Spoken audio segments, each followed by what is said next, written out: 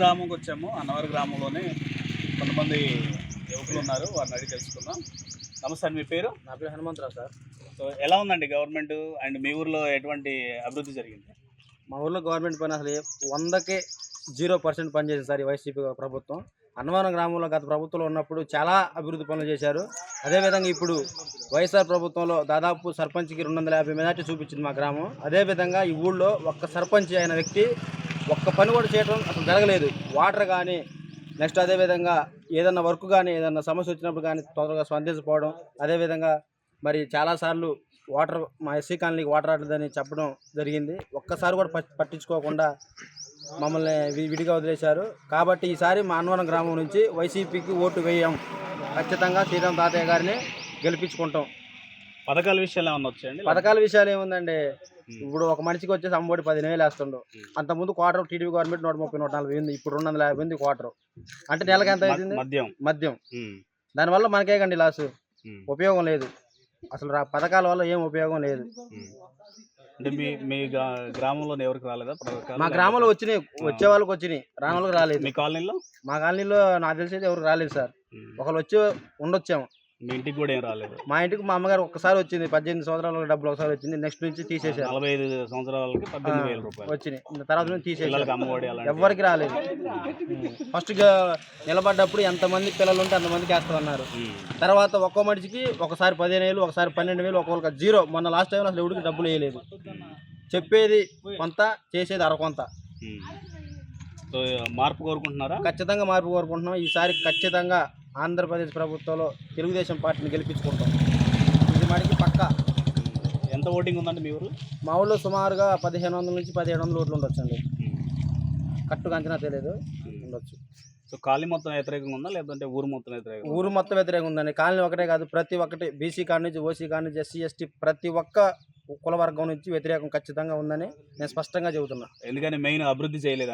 అభివృద్ధి చేయలేదు. మెయిన్ మా తెలుగుదేశం గవర్నమెంట్లో తాతయ్య గారు ఉన్నప్పుడు అంగన్వాడీ కానీ, సచివాలయం కానీ, 2 అంగన్వాడీలు, సచివాలయం, గ్రామ పంచాయతీ, కమ్యూనిటీ హాలు, ప్రతి ఒక్క రోడ్డు తాతయ్య గారు గవర్నమెంట్ ఉన్నప్పుడు మట్టి రోడ్డు, ప్రతి ఒక్క రోడ్డు ఇప్పుడు పోసిన సీసీ రోడ్లు మొత్తం తాతయ్య గారు పోపించింది. సర్పంచ్గా ఉన్నప్పుడు పెద్ద సైదా ప్రతి ఒక్క మురికివాడకు కూడా మంచిగా నీళ్లు పంపించడం, కాలువలు కట్టడం, సీసీ రోడ్లు పోపించడం, ప్రతి ఒక్క కాలనీకి, ప్రతి ఒక్క ఊరికి మంచిగా జరిగింది. ప్రతి ఒక్క పదానికి బాగా అభివృద్ధి చేశారు మా గవర్నమెంట్లో అనేది మేము స్పష్టంగా చెప్పగలుగుతున్నాం.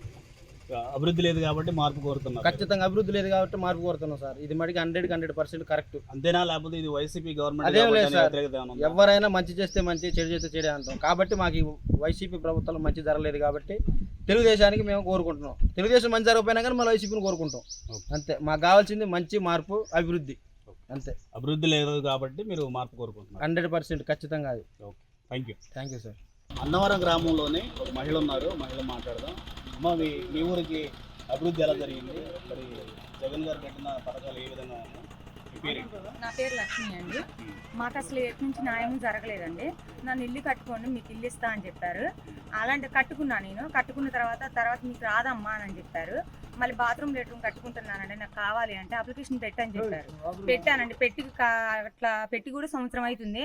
అక్కడ ఆఫీస్ చుట్టూ తిరిగి మేమే సైలెంట్ అయిపోయినామండి. మాకు ఎటు నుంచి ఏ న్యాయం జరగలేదండి. సర్పంచ్ ఏం పట్టించుకోలేదు? అసలు ఏం పట్టించుకోలేదు. స్లాబ్ పోస్తుంటే అంటే ఇక్కడ ఉసుక రావట్లేదు కదా, మీ ద్వారాగా ఏమన్నా వస్తుందా అని అడిగితే మాకు లాభం ఏంటి అని అడిగారు.